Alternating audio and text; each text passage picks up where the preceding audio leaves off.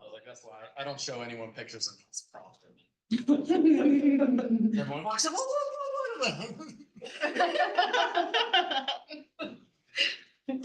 can I just see a picture of your dog?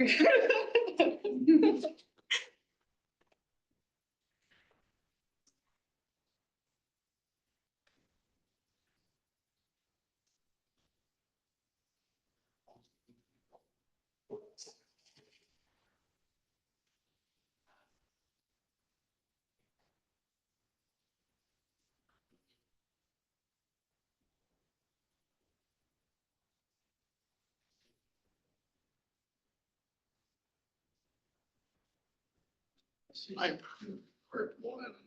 Or, oh, you need part two? I'm gonna go print part two real quick. I was like, yeah, it's part two. Yeah. Oh, did she print part one? Yeah, Oh, I put in the schedule that. it said optional, but Right. I printed it anyway, just. Yeah, optional and like. You can, after we get through chapter 9. If we have any time left.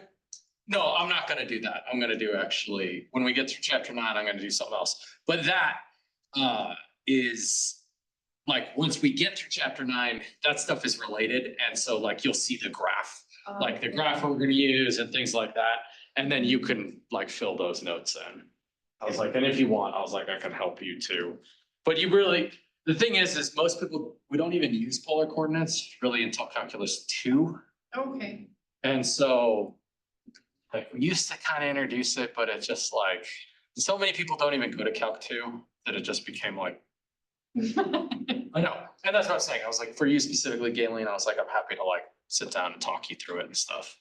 Yeah, or I can run up to the math center or something. It's kind of hard to, since I'm working full time out there, to catch you guys during working hours. Well, I'm in and out during summer, and I mean, if you want to Oh, set up, are you? Okay. yeah, I mean, I'm not going, we're not, besides a few trips to Billings, I mean, I'll be Okay. in town, Yeah, I didn't know if you were teaching anything this summer or not. just online stats. So, yeah, so happy to help, like, we'll go through whatever you want to go through. Okay. Okay. Do you know if she needs calc 2? I think Brenna's an engineer, so yeah. So maybe the two of us will tag team it or something. Yeah, and it's not like that's gonna be hard anyway. Like, I mean.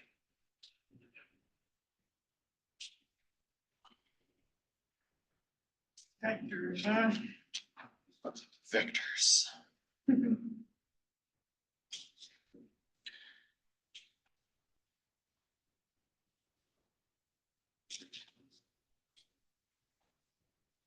Can't remember, Brandon, are you computer science? What were you? To be honest, I don't know right now.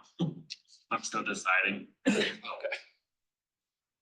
And Charlene, you're med tech or something related, right? Biology. Yeah. But weren't you pre-med in general? No. No, just bio? Okay, but you're going to Calc 1, then you're done. Is that correct? Yeah. Yeah. Have you had statistics? Not yet. I still have to do statistics. Okay, so you need Calc 1 and stats, and then you're here one more year? I think so. All right, so Calc 1 fall, stats in the spring? Or both in the fall? Probably not both No. at the same time. Think about it. It's good stuff. Stats isn't. Stats, and anyone who's been through Trig sees the real rigor of what math can be. Stats is like stepping back down.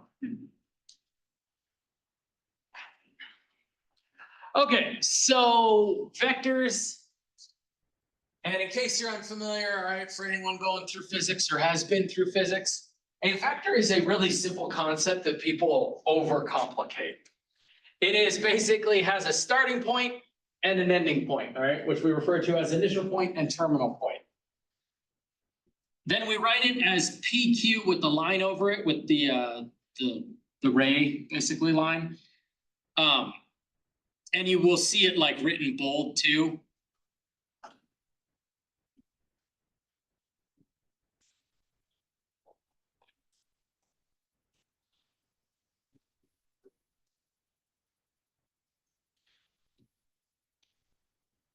And so typically we just write it with the, like that. And basically the whole concept, everything has a direction, all right? So which way is it headed? And then a magnitude, the length, all right? The scalar quantity we refer to as the magnitude only, that's the number associated, all right, that we will be able to calculate. So just a couple of examples here. So if I have this vector W, and we're just like approximately doing these, just to give us some ideas.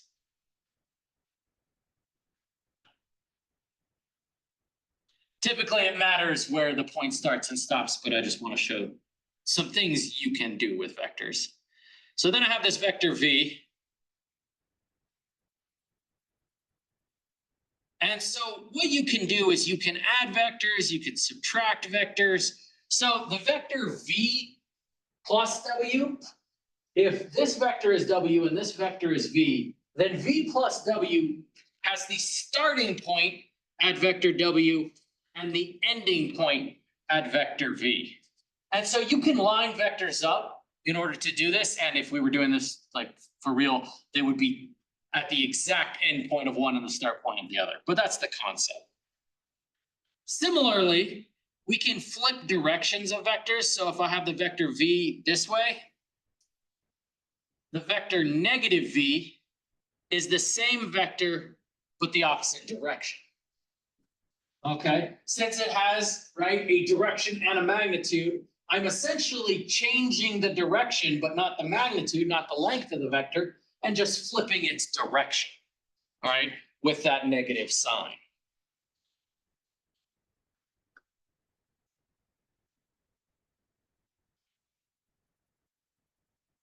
Similarly, I can have the vector V of some length, and then the vector 2V, so now I can change its magnitude, and it's twice as long. So we can do all these little things with vectors.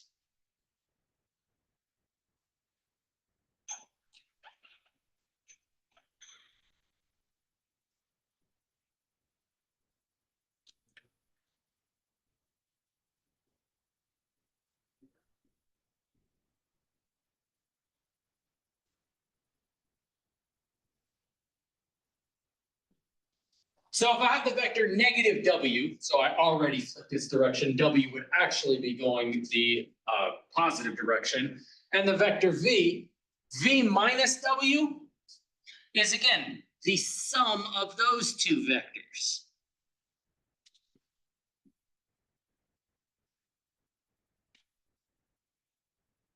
And notice we can make triangles with three vectors and all kinds of fun stuff.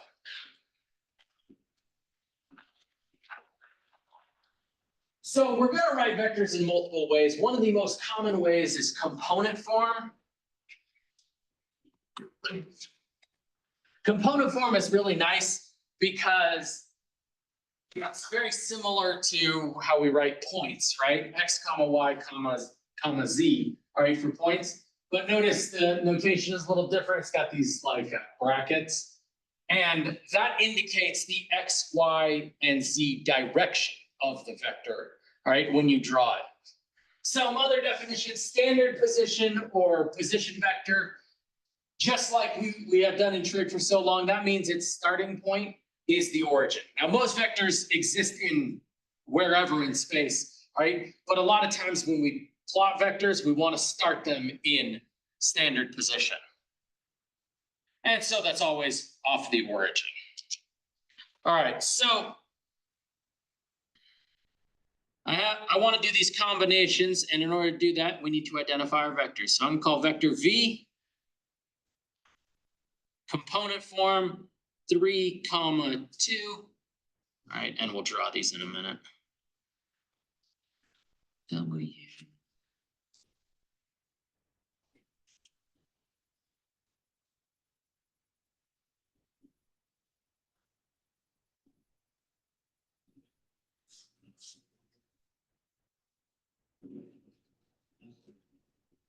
Okay, so now, all right, now that we actually have values associated, we need to make sure we're drawing these correctly.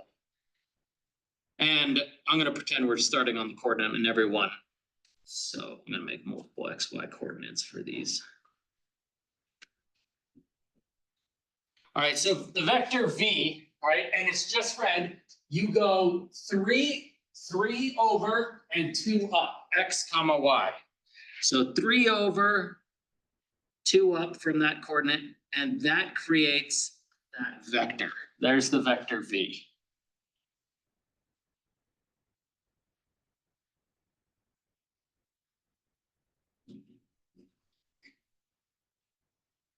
Same thing for W, 2 over and 2 down.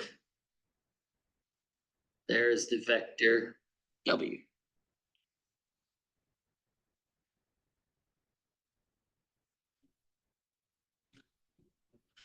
And 1 over 3 up. And there's our vector U, right? So now it has an actual magnitude and an actual directions that we're approximating, so we could show what all the things we could do, right? So here's our 3 initial vectors. Now, the good news, we can do these algebraically to solve, or you can do them graphically. So we're gonna do a combination of both. Okay, we'll call them pink. So V minus W means that I have 3 comma 2 minus 2 comma negative 2. And when adding, subtracting any linear combination of vectors, you do it component by component. So this becomes 3 minus 2 gives me the X component of my new vector, 1. And 2 minus negative 2 gives me 4.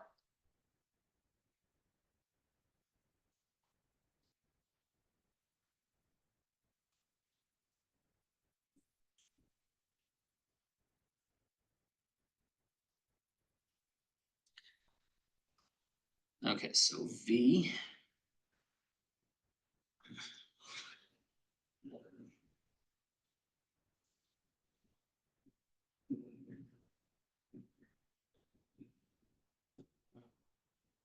Okay, so I want to do this both ways, and I know this is a 1,4 vector, but I want to show the graphical version.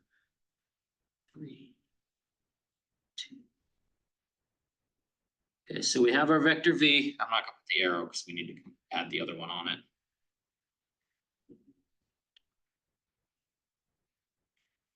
So negative W is 2 left and 2 up. So that's negative W. That is V. And if we did that properly, from standard position, that should be 1, 4. Now look.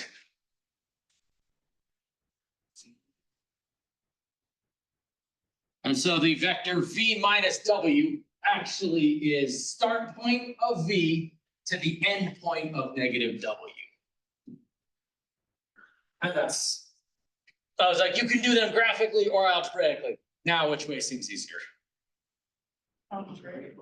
Feels easier to me.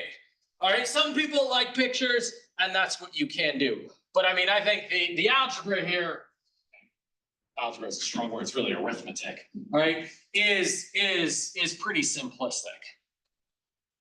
And especially as these get more complicated, then we have to multiply them by 2 and such, and we will do that for these just so we can continue to see.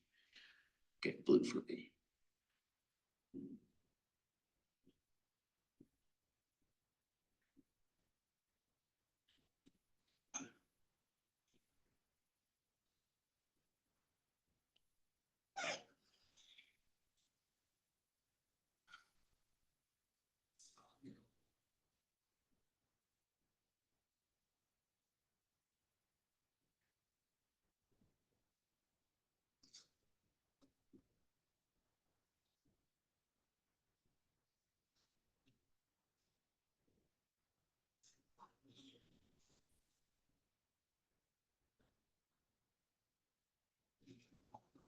Okay, so 2V plus 3W, all right, multiplying it through, counting the pieces. Okay, so let's see, 2, 6, 6 plus 6, 12.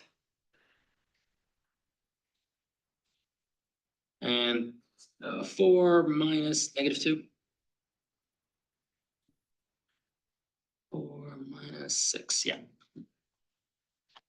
And so our component vector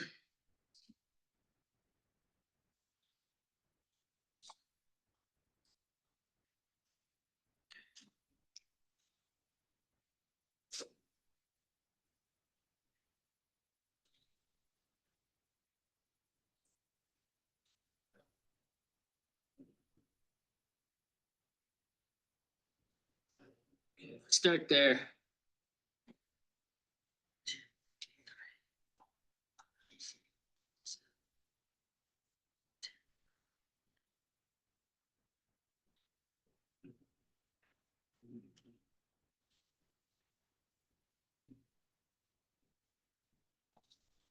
And so our vector is 12 over and 2 down. And again, also way better than the algebra is there to support the bad picture.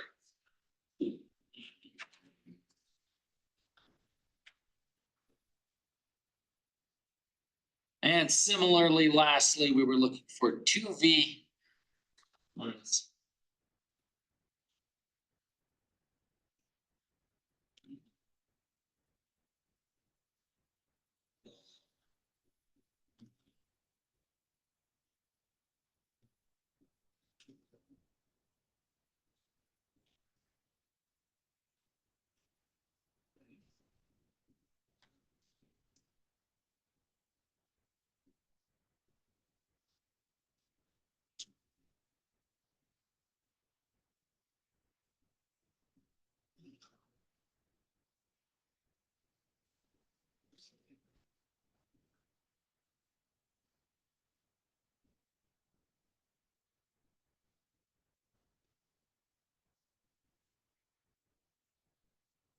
And that results in the vector 5, 9.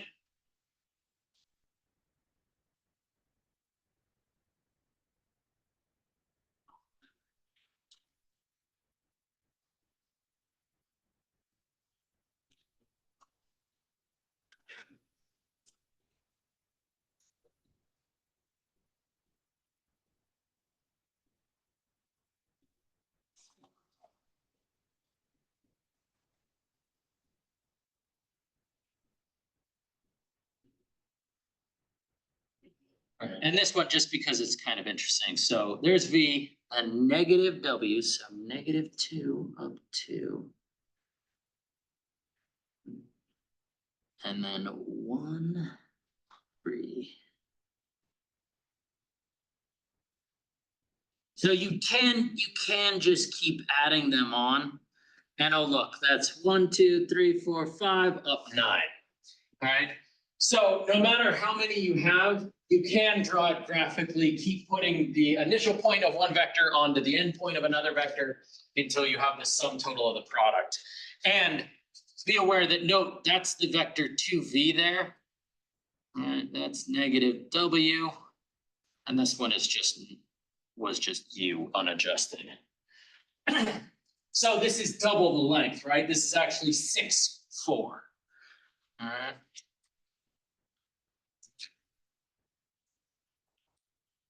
So draw the picture, do the algebra. Again, they confirm each other. They always will. So a vector is made up of a magnitude and a direction. One of the big things we always are interested in, what is the magnitude? And magnitude is a fancy way of saying length, all right? How long is that vector? With any line, all right, that exists, all right, you can find the length of that line because, all right, with any line in space, how do I find the length of that line? What's the general concept?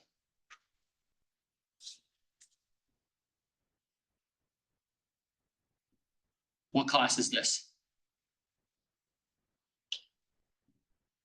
Not rhetorical. What class is this? Trig. Trig. Trig's based on what shapes? Triangles. Triangles. With any line, you can make a triangle. All right. That's all this formula is. Does this formula look like something we know? What is this? Ooh, One that starts with a P that I cannot pronounce. Pythagorean. Yes. I was like, you can't pronounce Pythagorean? Okay, we gotta know Pythagorean theorem. All right. Pythagorean theorem, that's all this is. This is just Pythagoras in 3 dimensions. All right? But with any line, I mean, you can do this concept. Okay? This is, all right, you create a triangle, and then this is just Pythagoras theorem rewritten, already solved for C equals. All right? It's solved for the hypotenuse already. All right, I want to find the component form and magnitude of a vector with initial point, negative with that, and that terminal point. So vector V. And in order to do this, right, terminal point, so you have its top minus the bottom in order to find the component form of each piece. So I just take all the terminal coordinates and subtract all the initial coordinates. And let's see, that is -2, -2, 1. And that is our component form, right, of this vector with that initial point and that terminal point. And then in order to find the magnitude, which we represent by these double bars, all right, not to confuse with single bars, absolute value. So magnitude is double bars. Okay, this represents the magnitude. And then we basically just do Pythagorean theorem, except they already solved. So this formula is generalized to using these points. The better way is to find the component vector, and then it's just each value squared square root.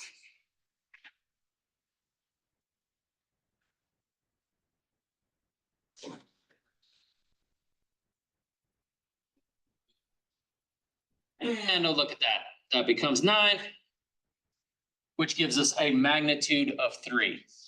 All right, now we're not in context yet. We'll see in context, of course we will. But this would be like 3 pounds, 3 feet, you know. So it's a length or it's a force, something to that nature. Magnitude is actually a pretty common one because when you're drawing your picture, all right, with things in physics, and that's where vectors are used most common by far. They represent force, right? Force is always a vector because you don't apply force just the amount of force, but you apply force in a direction, and that's why force is a vector. Okay, so as a note, there's lots of things we can do with vectors, and so like I said, notice that bold notation. The bold notation represents vectors, and the unbolded notation is scalars, the number. So you can multiply numbers into vectors. They have the linearity properties that we were just talking about. The only one, all right, that actually matters is that notice the 0 scalar times the vector u ends up as the vector 0. All right, so that actually ends up as a direction. Even though practically it's still just 0 because it has no length. Okay, so find the component form, and again, this is just something, whether it's 2D or 3D, all right, or 10D, it has the same component form that we want to just continue to practice. So let's call this vector u. Terminal points, that's 4.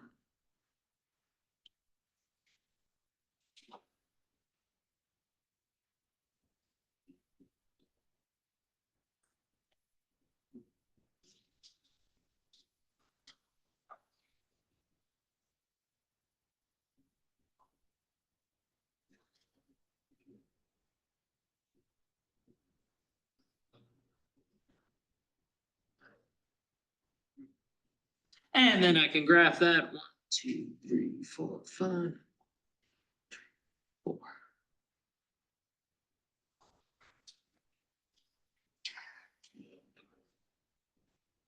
The calculations are not hard. Just make sure the biggest thing I always see is top point minus the bottom point. All right. And notice, all right, so a lot of new wording coming about position vector, right? That's talking about standard position, which is common language that we use for our angles, right? We always say standard position.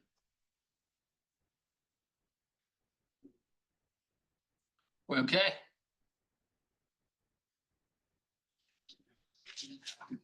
All right, the other thing, vector notation, we kind of bounce between component form and what's known as IJK form. IJK form, all right, which I have to find here.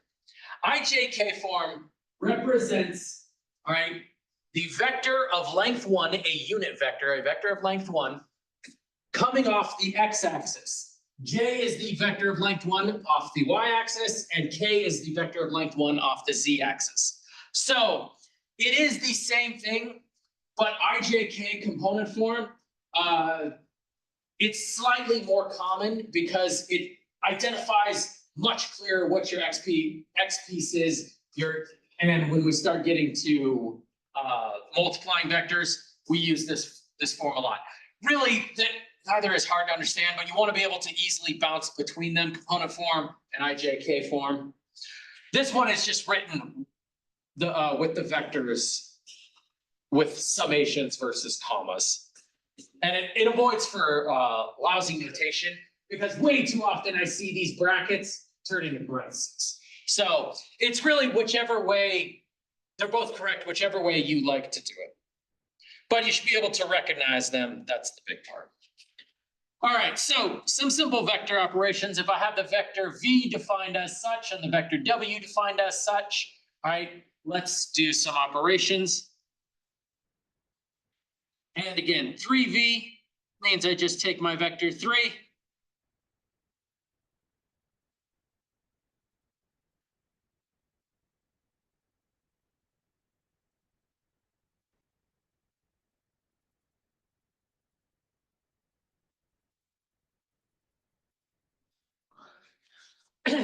And I absolutely could have stopped right here. I just wanted to show converting back and forth should be relatively seamless.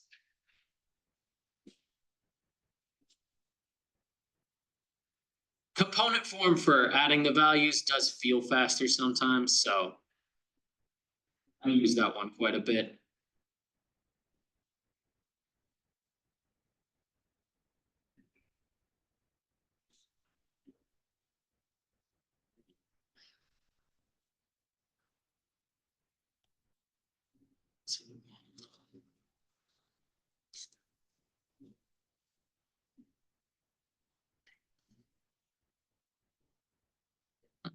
Whoops, I added that wrong.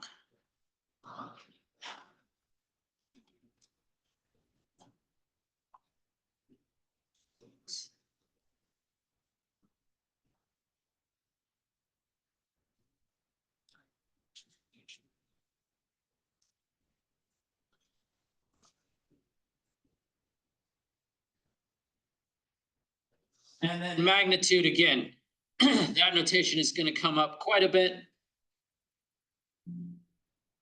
And when you have the vector defined, it is just each piece squared, square rooted.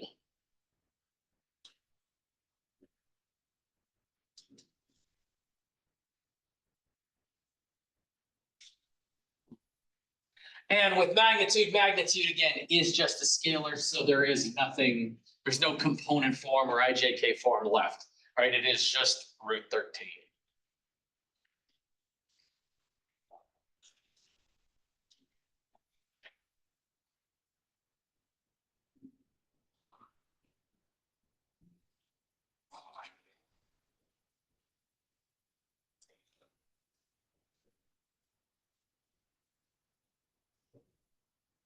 And whether it's 2 dimensions or 3 dimensions, the calculations are the same.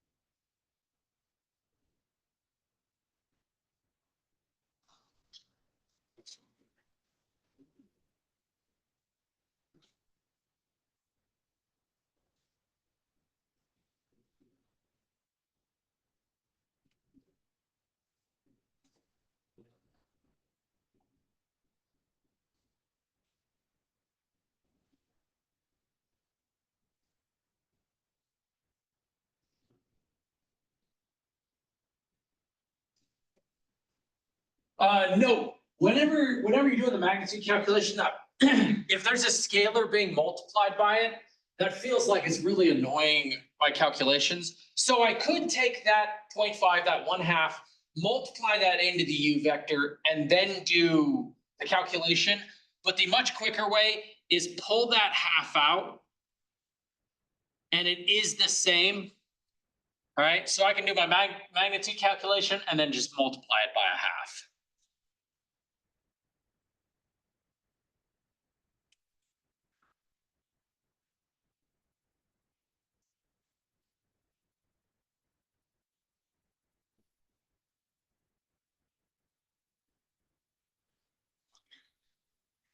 Nine, 10, 11.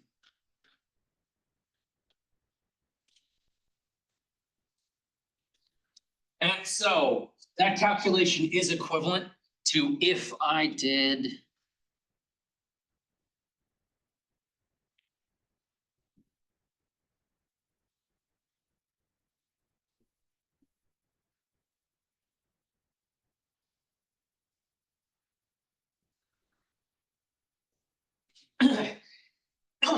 You can multiply your whole vector by half, right? So this becomes -1/2, 3/2, and 1 for the U vector, or 1/2 for the U vector, and then square those components, and it will result in the same value. But instead of squaring fractions, then it's a big pain. Okay, so IJK form or component form, we're gonna go back and forth. One of the biggest properties of vectors, and you see it in directions constantly, is express a vector in terms of magnitude and direction. When it says this, it means you want a magnitude, right, which is our piece here, the magnitude, and a direction without a magnitude is what is really kind of left off here.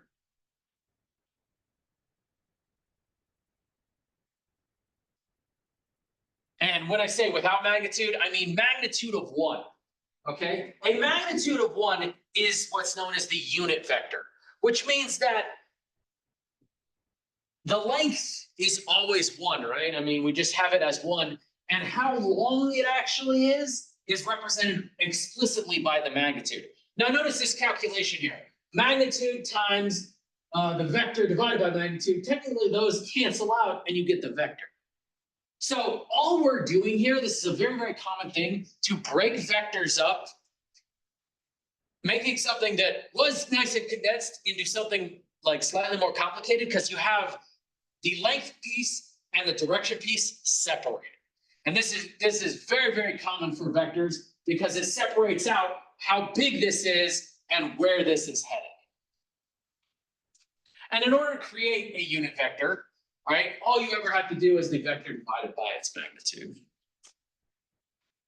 Okay, so along those lines, I want to find a unit vector in the direction of the vector, those points, right? And then I want to express it as a magnitude and direction. So first things first, we need to create the vector.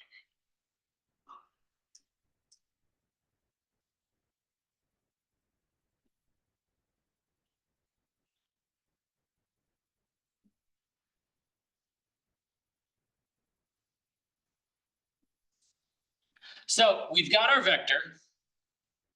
Then I need to find the magnitude of the vector.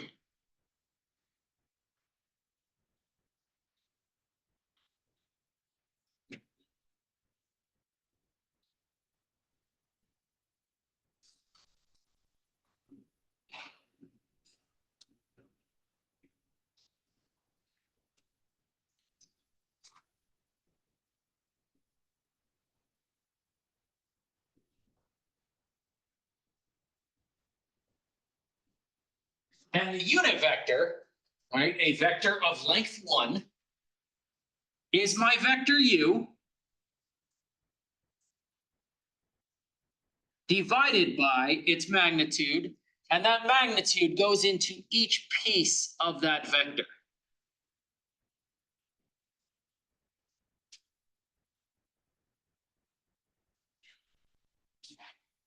And I have created a unit vector in the direction of my vector u. So then I can write this. I can express u as a magnitude times a direction.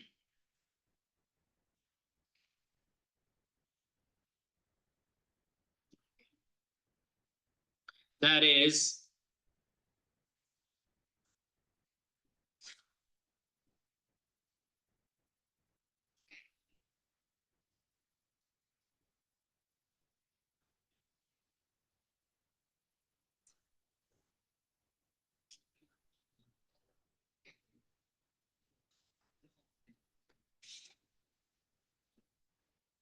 and again, if I multiply the 3 through, oh look, I'm back to u.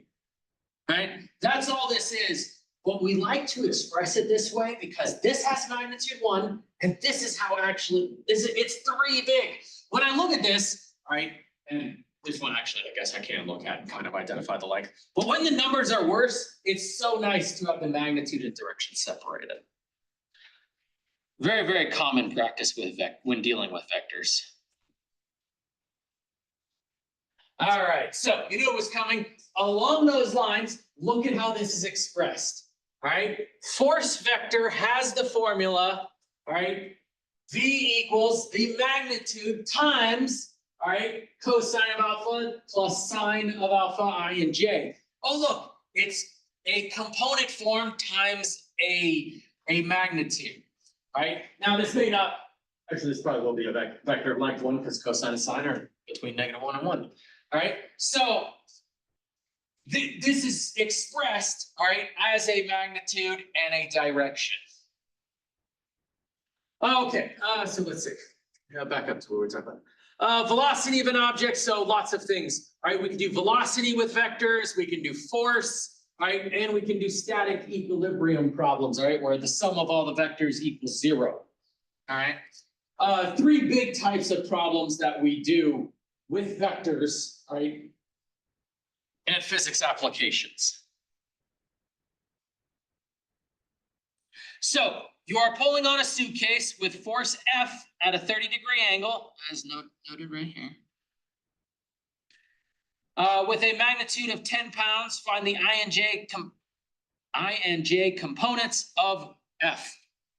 So we have our force vector that it was given to us. So rewriting that formula that we just had above.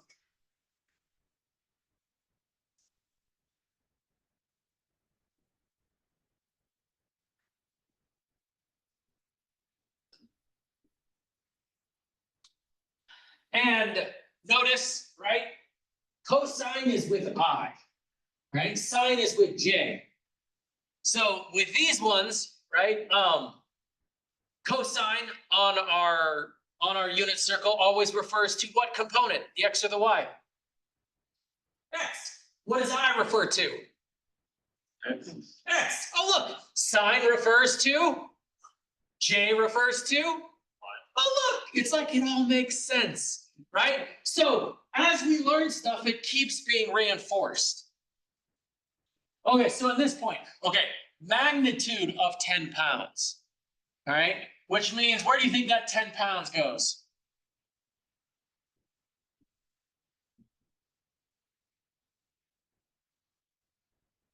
Look at our equation. What has magnitude?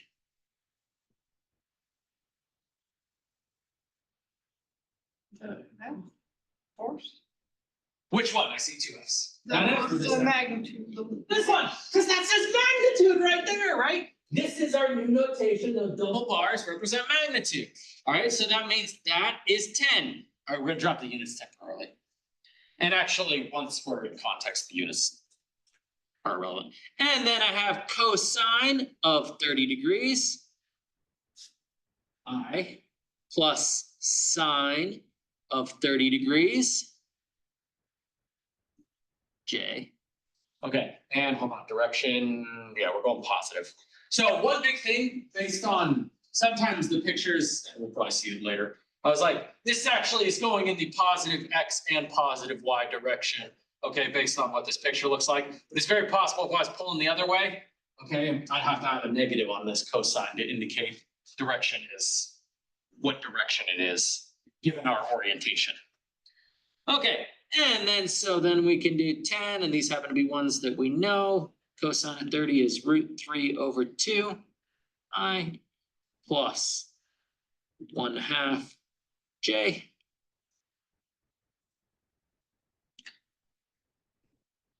And since I'm actually looking, so I don't want to leave this in magnitude. I actually want the I and J components, right, of F, not magnitude and a direction. So multiply that 10 in.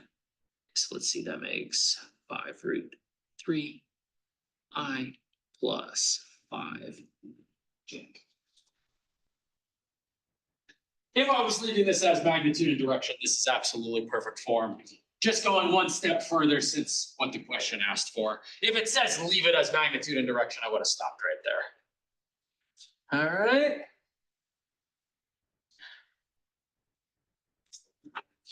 So an airplane is flying in the direction 25 degrees west of north at 800 kilometers per hour. Find the components of the velocity of the plane. Assume due east is the positive x-axis, even though that should be implied, and due north is positive y-axis. So picture.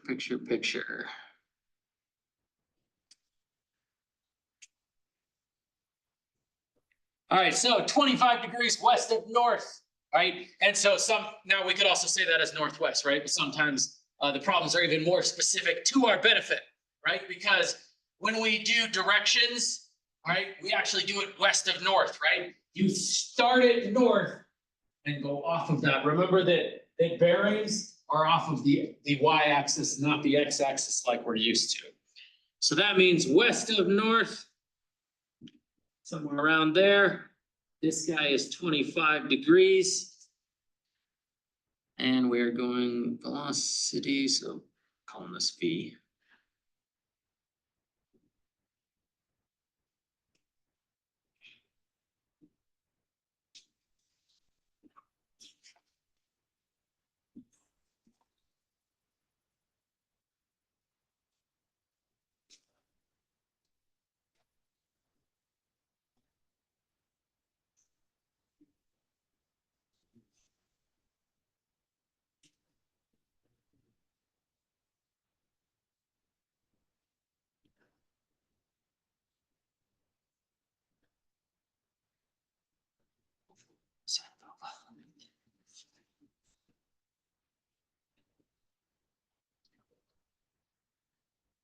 So our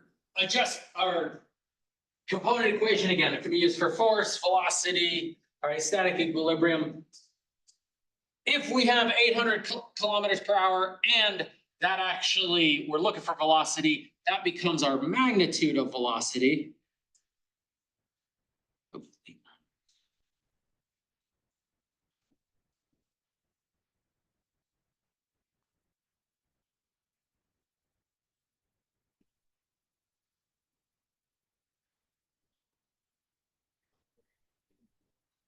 And there's only two little things we kind of need to focus on here.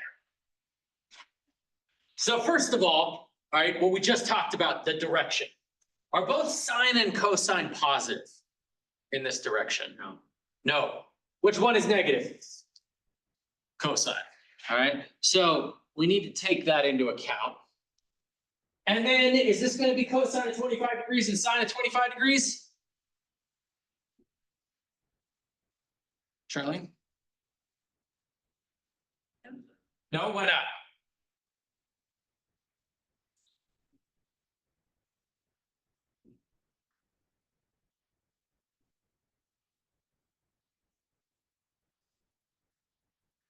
Can anyone help her? So even though bearing goes off of the y-axis, were sines and cosines? No. All right. They still actually go off of the x-axis, which means I need to change those to what?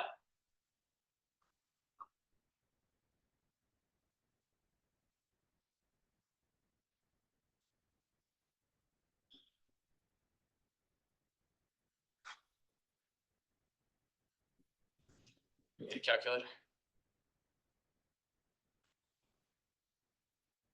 65? 65.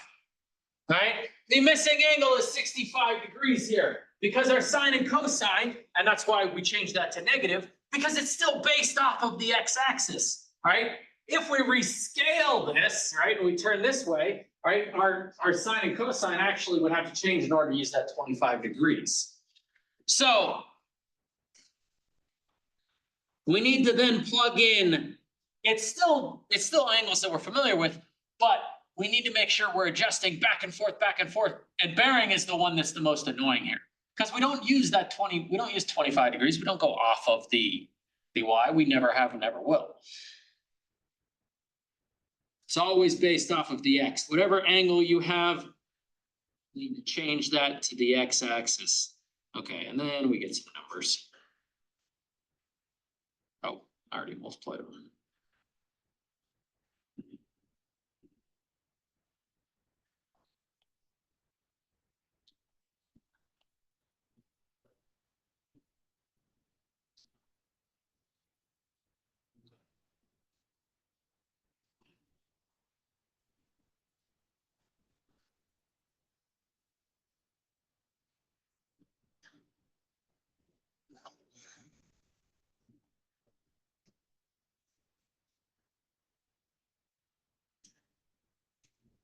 And then it's just a matter of multiplying. But again, these two big pieces here.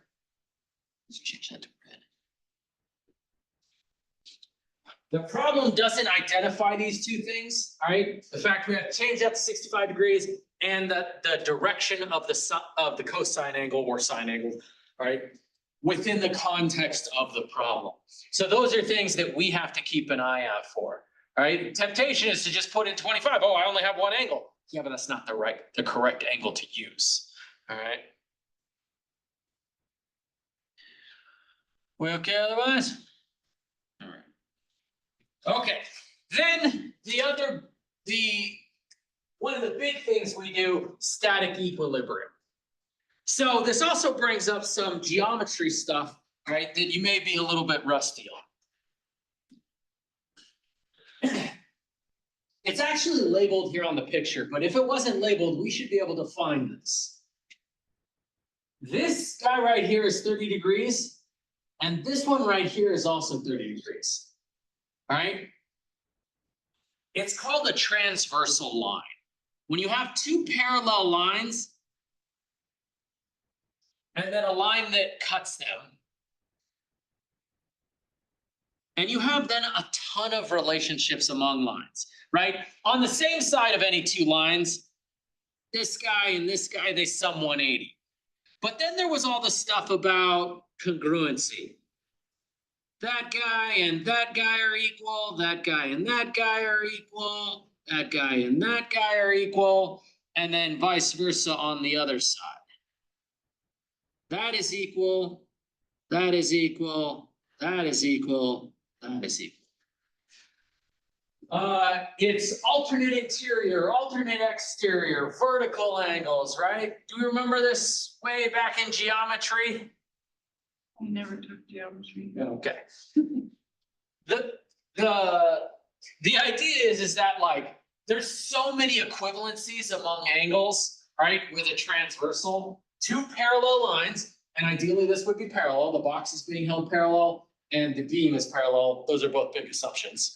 Okay, but all right, we have those two things parallel, then a wire that splits them. So alternate interior angles are equal. Alternate interior angles. If it kept going this angle out here, oh, that's also equal. I mean, but not that it matters. So you can do lots of stuff like that. And that's just a little refresher of what that is, because we use that a lot. Because a lot of times we're only told these two, and then you have to put it together that these are alternate, that this is 45 because it's alternate interior, and that's 30 because that's alternate interior. And with that, we can do a lot of stuff, and we will do a lot of stuff, but let's start with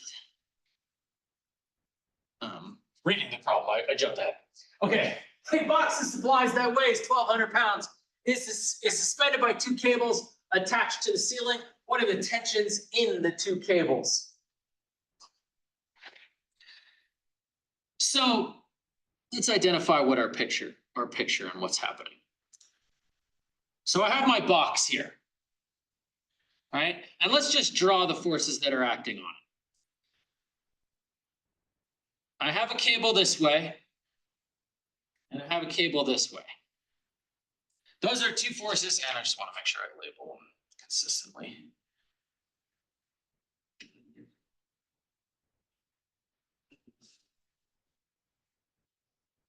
Okay, this one I'm going to call F1. This one I'm going to call F2.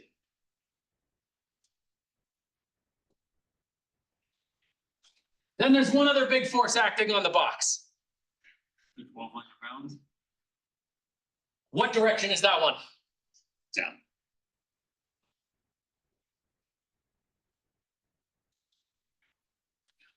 And that's what's happening in the box. And the box is being held. Okay, so it's not moving, it's not swaying, it's not on a pendulum, anything. Okay, it is static.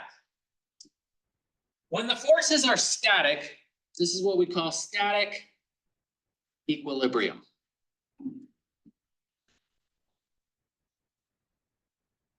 And that means F1 plus F2 plus F3 equals, guess what value?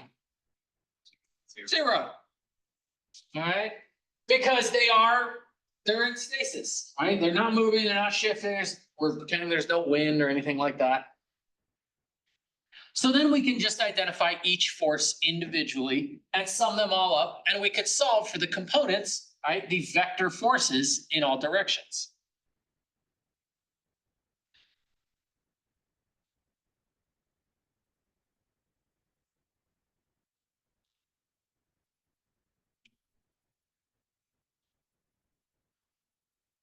All right, so let's start with F1.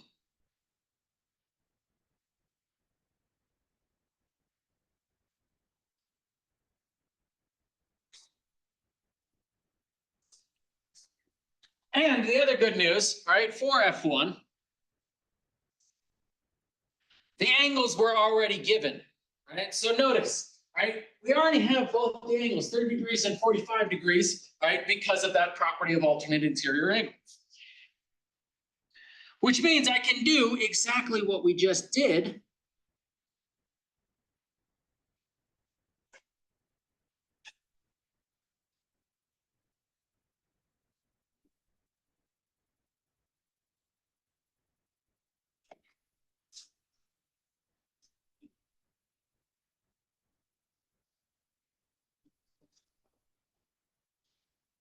Using the vector components of force to break down our information.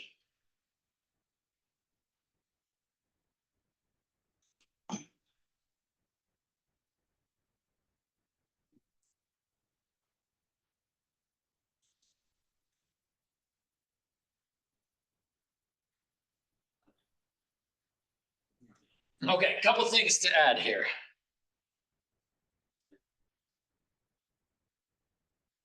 So again, given our picture, given our orientation, sine and cosine both positive?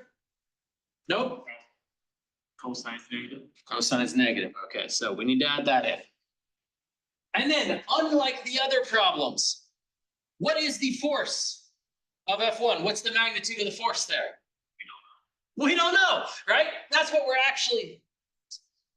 trying to find. What are the tensions on the two cables? I don't know what that number is. So in this one, right, we're just gonna leave that, right? And I'm just gonna call it F1 so I don't have to keep writing that a million times, because magnitude of a vector just results in a scalar, so I don't have to write the vector thing on it every time. Okay, so then this becomes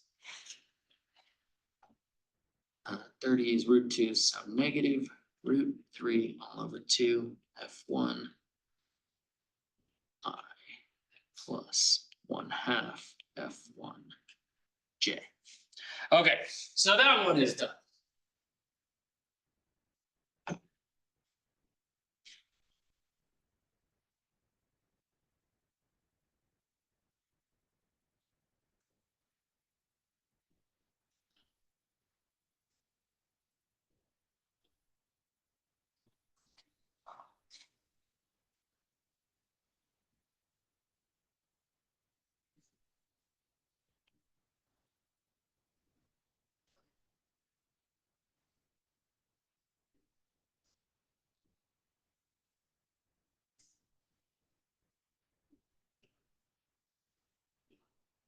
Same thing, all right, I'm actually looking for that force.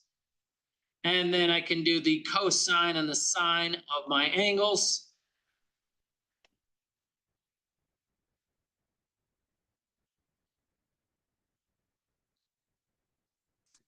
And then given our orientation is our sine and cosine positive.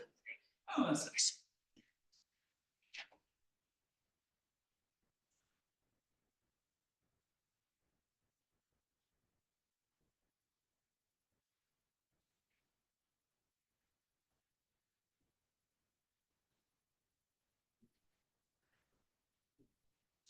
Okay, so force 2 is done. Same principle.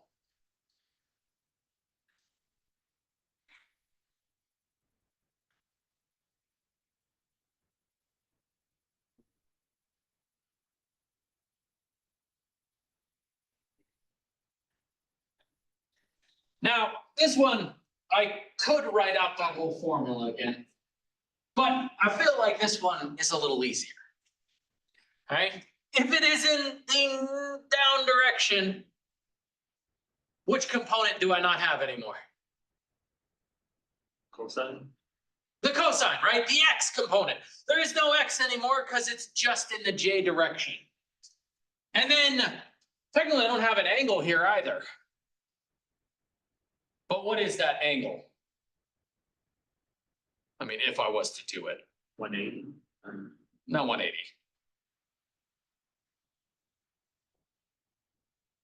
What angle is that all the way to there?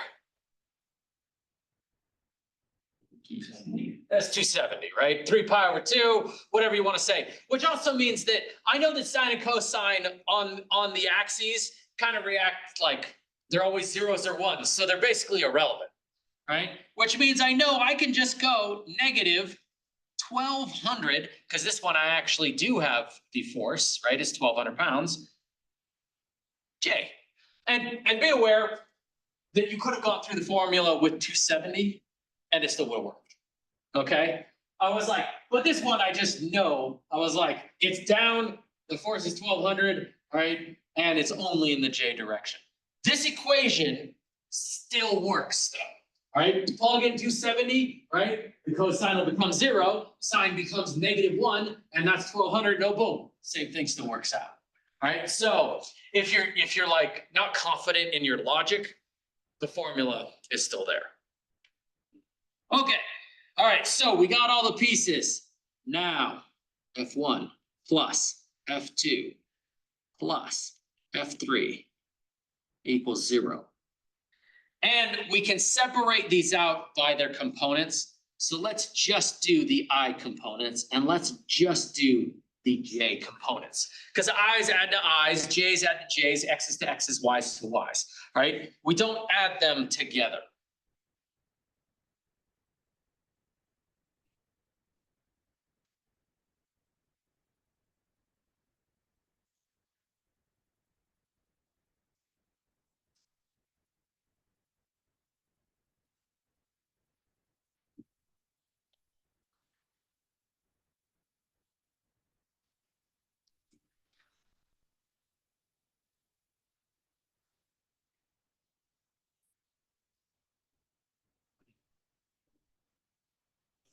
So we have our I components being added, we have our J components being added.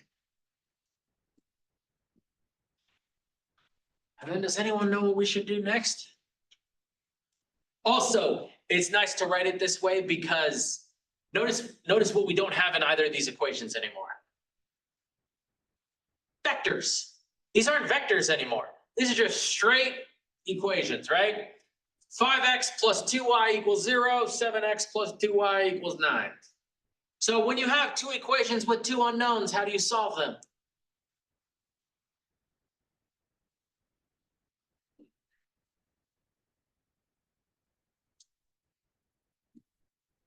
Anyone remember?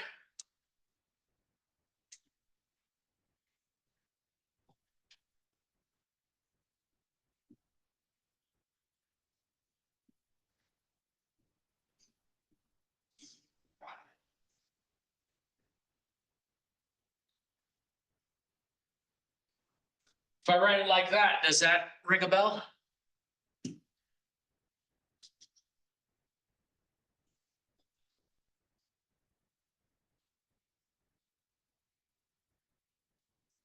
Are we drawing blank? Substitution. Right, plug that in into that one. So, and you get 5 times 5 minus y plus 2y equals 7. Does that seem familiar now? Okay, now substitution is a special case. There's another method known as intersection, where you set them both equal to y and graph. And both of those are inferior to the method of elimination.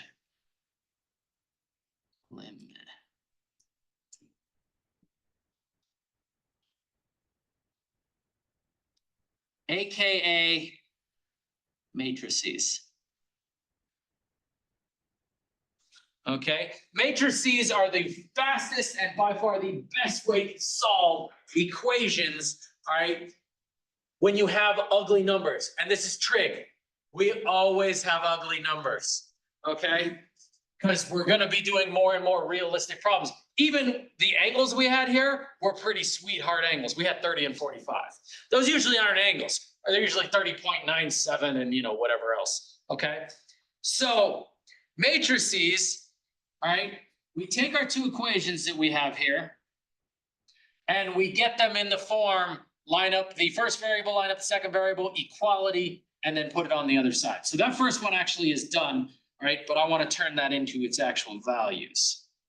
Okay, so that first equation is negative 0. Because I'm going to put this in the calculator, 8666 F1 plus 0.7071 F2 equals 0.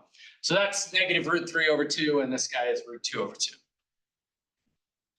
The other equation then, 0.5 F1, so 1/2, plus 0.7071 F2 equals 1200. So I moved the 1200 to the other side of the equality.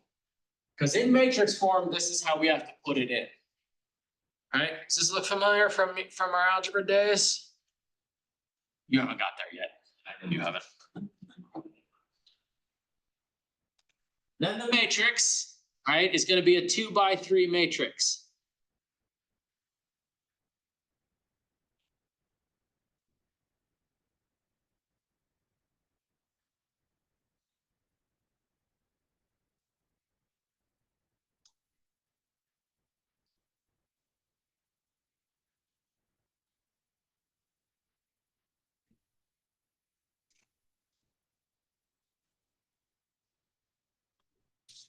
All right, and go in your calculator. Let's refresh on how to do this. I can't pull it up on my iPad. All right, so in order to do matrices, second X inverse, it says second matrix, it's on the left side. Okay. Second matrix. Okay. Matrix. Second matrix. Oh, you're there. Okay, then scroll over to edit. And matrices are read as row by dimensions. So this is a 2x3 matrix. All right, there are 2 rows and 3 columns.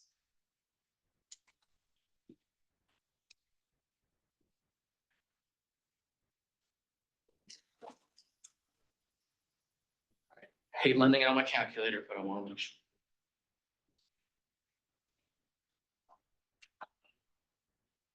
Okay, so.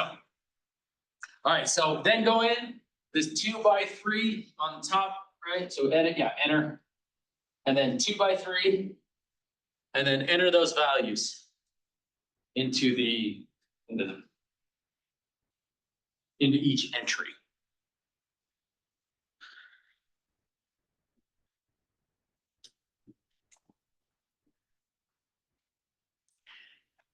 Once you learn matrices, this is the fastest way to solve systems of equations by a distance. This is the only way to solve them. I don't solve anything by hand.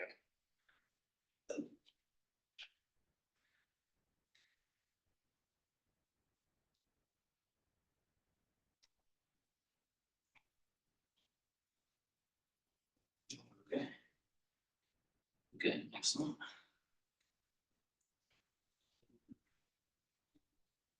Okay, then second quit. And then go back into second matrix. Okay, then over to math. And all the way down, RREF is what you're looking for. I think it's like B. RREF. Yeah, there you go. It is B. So yeah, RREF. So over to math and then all the way down to B. So it's 1, 2, 3, 4, 5, 6, 7, 8, 9, and then it goes. Yeah, RREF. Okay, and then go back in one more time, second matrix again, and then hit enter. So it says names, and it selected the matrix you just had, which I think you all called A. So your command is RREF, open, and it says like A, and you could just hit enter there, or you can close the parenthesis, it doesn't really matter. All right, then you hit enter.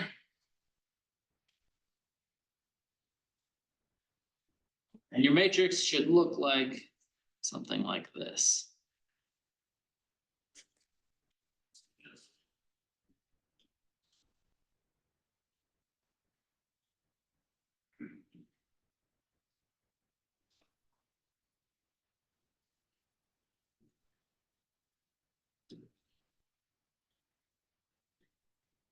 Mine said 1076, not 1075.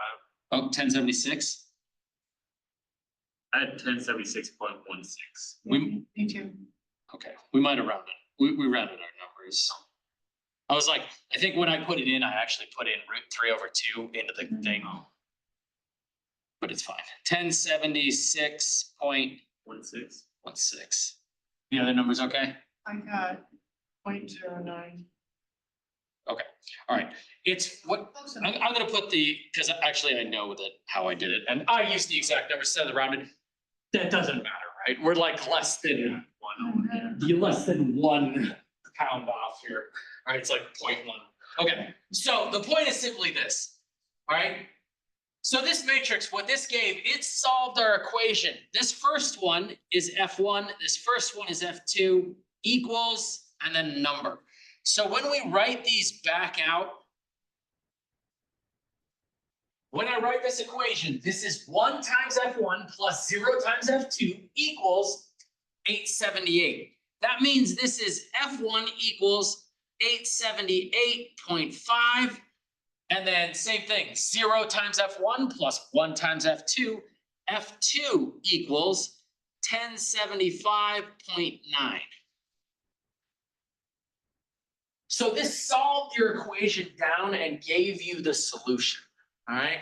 No hand calculation, substitution, plugging in and plugging back in, right, required. And that's why matrices are, and when we start getting to 3 dimensions, right? You have 3 equations with 3 unknowns, it's horrific, right? This is the best way to solve equations by a distance, right? And the calculator does it all for us. The only thing we have to do here, so F1 equals that, F2 equals that.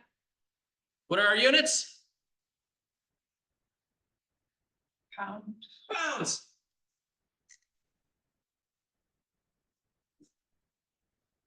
And I guess, okay, for technicality,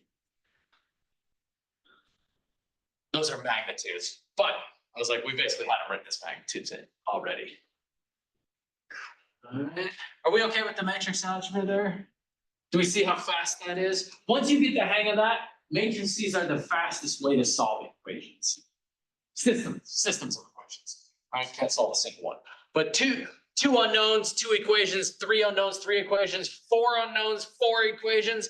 You can't do that by hand. It's just too much. All right. All right. And that is everything I wanted to talk about today.